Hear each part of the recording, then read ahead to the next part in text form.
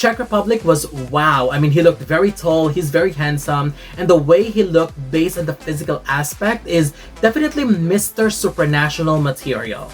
His speech was okay to me, but I was quite confused whether, in terms of delivery, I was a little bit confused whether he's a little bit shy or he's just acting that way to make himself look cuter. But either way, we love Czech Republic. Number 7, Peru. Joel Farach. Peru got a very romantic, sweet, and charismatic demeanor. He's one of the best looking candidates in this edition, and he just looked incredible tonight. I am just in love with his effortless charm, but most importantly, I am proud with how he has improved his public speaking tremendously. I mean, he delivered his introductory speech quite well, so well done to him. Number 6, Puerto Rico.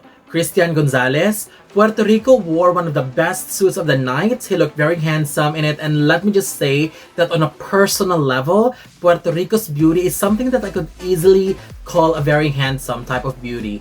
Also, based on observation, he speaks so damn well on that stage, and I love how he stood there straight. Great posture. I love how he has included hand gestures as he speak, and he spoke with conviction and confidence, which made me think that if ever Puerto Rico makes a top 5, he's going to be a serious threat to win. Number 5, South Africa. 𝗍𝗍 South Africa looked very attractive tonight. I love the white suit. It looked great on him. I love his speech so much. He started his speech relating to his profession and ending it with a very beautiful and inspiring message. That was definitely a very solid presentation. Number 4, the Netherlands. 𝐾𝐍𝐷. I will always have Netherlands as one of my favorites because he's incredibly handsome. He looked great at this event, very charming, and I love how he speaks, especially using his facial expressions to fully express his message. I love that. Also, his message was quite short, but very sweet, especially the ending. He is definitely a top contender material. Number 3, Venezuela. Marco de Freitas. I am a little bit on the fence with the suit that he wore because the patterns were a little bit too busy, but nevertheless, my attention just goes directly to his face because he just looked handsome. And I am proud of the speech that he delivered because that was really good. And if I just based it on what I saw in the past few months that I've been following him, I could immediately say that his speech perfectly represented him as a person, especially in terms of values. I really like Venezuela because he isn't just beauty of face, but also he's got a heart of gold. So definitely one of my clear favorites for the win, and I'm glad that he delivered at this event. Number 2, Spain.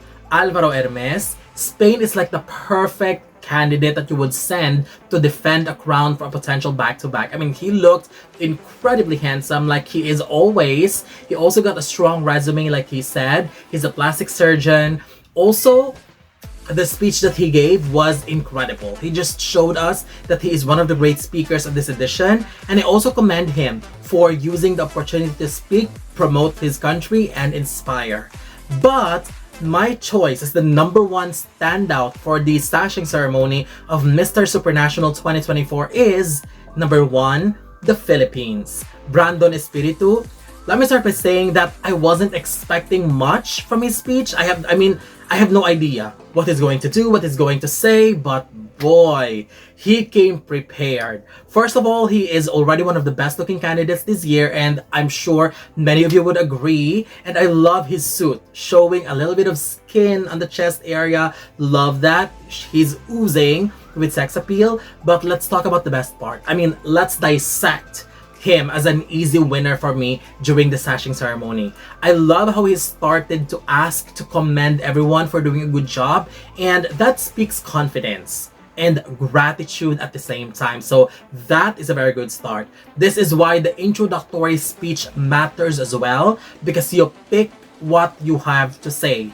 Say something horrible and it will haunt you for the rest of your life. Say something powerful and it will elevate you. And Brandon did elevate himself with what he said and with what he did. His speech about his struggles and how he turned things around and make it work for him just showed that he is vulnerable and, most importantly, relatable. And I do appreciate that, because relatability and vulnerability matters a lot at Miss and Mr. Supranational. It's very important that you are a relatable king and queen. It was a well-delivered speech because he is one of the best speakers as well, and he just perfectly used that round to sell himself as a potential Mr. Supranational. The moment you stood there as a sashing ceremony, it wasn't just a simple introduction. You're there to formally introduce them, sell yourself, that you could be the next Mr. Supranational. And that's what Brandon did. That's what Philippines did. And I know some people will call me biased in the comment section again, but if you watch his performance, you know he deserves to be on top.